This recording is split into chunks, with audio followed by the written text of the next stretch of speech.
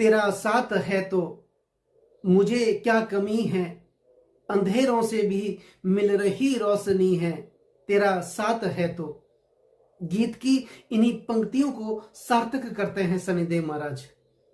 जिनको शनि की कृपा प्राप्त हो जाए, जिनको शनि का सानिध्य प्राप्त हो जाए, शनिदेव का जिनको साथ प्राप्त हो जाए, फिर उस व्यक्ति के लिए इस दुनिया में किस बात की कमी रह जाती है। दोस्तों, शनि एक ऐसे ग्रह माने जाते हैं जो हमारी टूटी हुई कश्ती को किनारा दिखा सकते हैं, मझधार में डूबी हुई कश्ती को किनारा दिखा सकते हैं। टूटी है कश्ती, तेज है धारा, कहीं ना कहीं तो मिलेगा किनारा। आपको याद होगा 12 फरवरी 2024 को शनिदेव अस्त हुए थे और यही शनिदेव 18 मार्च 2024 यानी कि आज ही के दिन सुबह 4:40 पर पुनः उदय होंगे। शनिदेव का उदय होना, शनिदेव का जागृत होना मतलब हमारे कर्मों का उदय हो जाना, हमारे कर्मों का जागृत हो जाना, आप इसे ऐसा समझ सकते हैं। दोस्तों, शनि कर्म के कारक माने जाते हैं, शनि न्याय के देवता हैं, कर्म वरदाता हैं, कलयुग का न्यायाधीश इन्हें कहा जाता है, दंडाधिकारी ये हैं। हमारे कर्मों के अनुसार हमें फल की प्राप्ति देते हैं। हमारे कर्मों का लेखा जोखा शनिदेव अपने पास रखते हैं, लेकिन शनिदेव की गति सबसे मंद मानी जाती है। धीमी चाल है इनकी, ये धीरे धीरे फल देते हैं और इसीलिए एक राशि में ये 2.5 साल तक रुकते हैं। और 2.5 साल में रुकने का कारण यही है कि इन्हीं 2.5 सालों में व्यक्ति के धैर्य की, उनके चरित्र की, उनके स्वभाव की, उनके गुण और दोषों की ये परीक्षा ले लेते हैं। शनिदेव तो ये कहते हैं कि मैं तो गिराऊंगा, मैं दबाऊंगा, मैं पटकूंगा, मैं तपाऊंगा भी और निखरूंगा भी मैं ही। अपना वक्त आने पर एक साधारण से कोयले को भी धीरे धीरे हीरे में बदलने का जिस ग्रह के पास सामर्थ्य है वो है शनिदेव महाराज। शनिदेव को अंग्रेजी में शैटर्न कहा जाता है। शैटर्न, हंसी मजाक में हम कहते हैं एक व्यक्ति अपने जीवन में कितना भी सेट क्यों ना हो जाए, उनको भी शनिदेव टर्न दे देते हैं।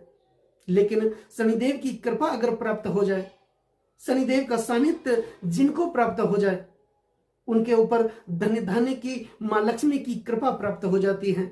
आप ऐसा समझ सकते हैं।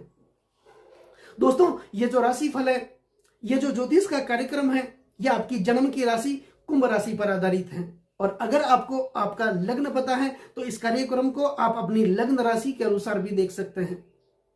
और अगर आपको अपना लग्न पता नहीं है तो फिर चंद्र राशि के अनुसार तो आप इस वीडियो को देख ही सकते हैं।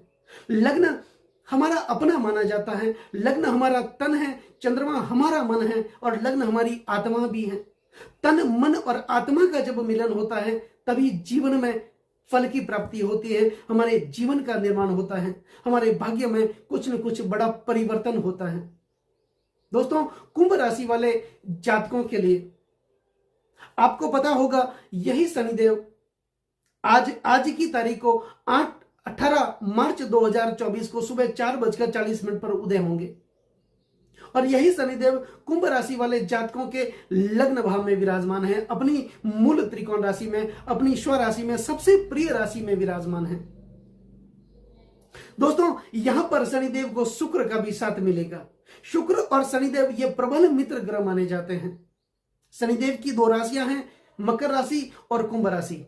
इन दोनों राशियों में से कोई भी एक राशि अगर लग्न भाव में विराजमान होती है तो शुक्र केंद्र और त्रिकोण के अधिपति बनकर के योग कारक माने जाते हैं और शनि के साथ में लग्न भाव में विराजमान कुछ समय के लिए ये रहेंगे। और यहां पर मंगल का भी साथ मिलेगा। मंगल, शनि और शुक्र ये तीनों ग्रह एक ही भाव में, लग्न भाव में विराजमान रहेंगे। शुक्र धन के कारक माने जाते हैं, मां लक्ष्मी के परम उपासक हैं। वही मंगल पराक्रम के कारक माने जाते हैं, शक्ति के कारक माने जाते हैं। यहां पर कुंभ राशि वाले जातकों के लग्न भाव में धन शक्ति योग का निर्माण भी होगा और शुक्र तो योग कारक बनकर शनि के साथ विराजमान आपके लग्न भाव में है। लेकिन आज बात करेंगे सिर्फ और सिर्फ शनिदेव की। शनिदेव आपके लग्न भाव में विराजमान है। लग्न भाव हमारा अपना माना जाता है, हमारा स्वभाव, हमारा चरित्र है लग्न भाव। यही शनिदेव हमारे चरित्र का निर्माण करेंगे, हमारे स्वभाव में एक शालीनता लेकर आएंगे, हमारी वाणी में एक अलग प्रकार का मिठास लेकर के आएंगे।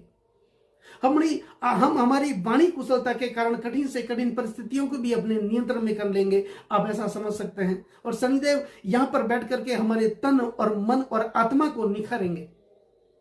दोस्तों, शनिदेव की 3 अलग से दृष्टियां भी मानी जाती हैं। शनिदेव जिस भाव में विराजमान होते हैं उस भाव से तीसरे भाव में दृष्टि करते हैं, सप्तम भाव में दृष्टि करते हैं और दसम भाव में दृष्टि करते हैं।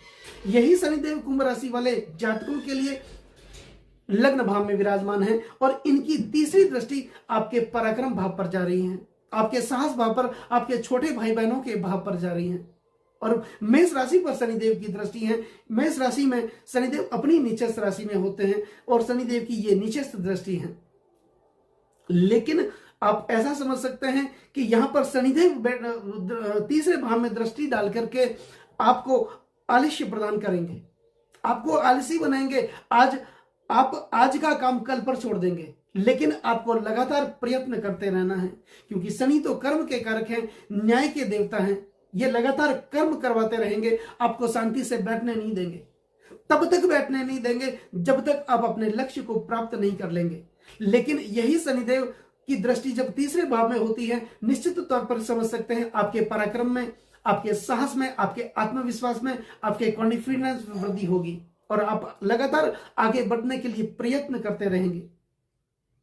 अब शनिदेव की सप्तम दृष्टि कुंभ राशि वाले जातकों के सप्तम भाव पर जा रही है। सप्तम भाव वैवाहिक सुख का भाव माना जाता है, दाम्पत्य जीवन का भाव माना जाता है, पति और पत्नी का भाव माना जाता है और दसम से दसम होने के कारण यह हमारे कार्य क्षेत्र का भाव भी माना जाता है।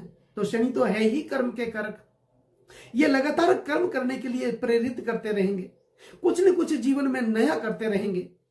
दसम से दसम होने के कारण कार्य क्षेत्र का भाव है, यहां पर एक ऐसी स्थिति का निर्माण कर देंगे जहां पर हम आगे बढ़ने के लिए लगातार प्रयत्न करते रहेंगे।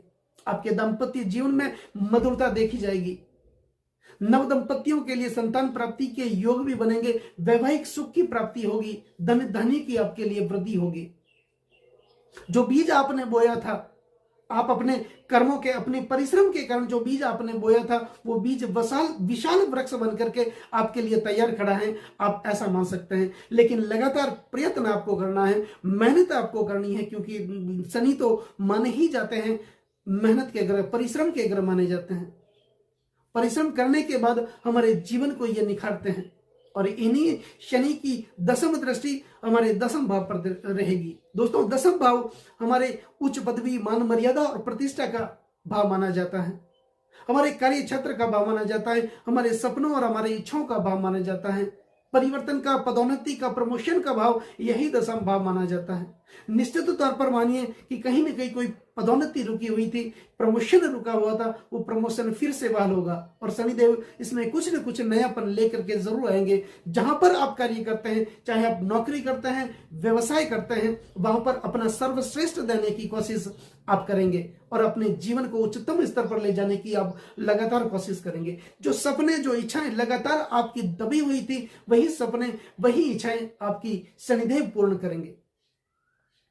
यही शनिदेव आपको पिता का साथ भी देंगे, पारिवारिक लोगों का साथ भी देंगे, धन की वृद्धि करेंगे, आय के नए नए स्रोत आपके लिए पैदा करेंगे। निश्चित तौर पर जब ये अपनी अस्त अवस्था में थे, विपरीत परिस्थितियों का सामना आप कर रहे थे, चाहे वो परिस्थितियां आपके कर्जों को लेकर हो, आपकी संतान को लेकर हो, आपके नौकरी को लेकर हो, आपके व्यवसाय को लेकर हो, सगे संबंधियों को लेकर हो, निश्चित तौर पर ऐसा हुआ होगा कि आपने जिन लोगों का सुख दुख में साथ दिया था, दुख की घड़ी में कंधे से कंधा मिलाकर के जिन लोगों के साथ में आप खड़े थे, जब आपकी बारी आई दुखों के इस समय में वो लोग आपका साथ छोड़ करके चले गए होंगे। लेकिन शनि के उदय होने के साथ भी ऐसे लोग भी आपके जीवन में एक बार फिर से वापस जुड़ेंगे।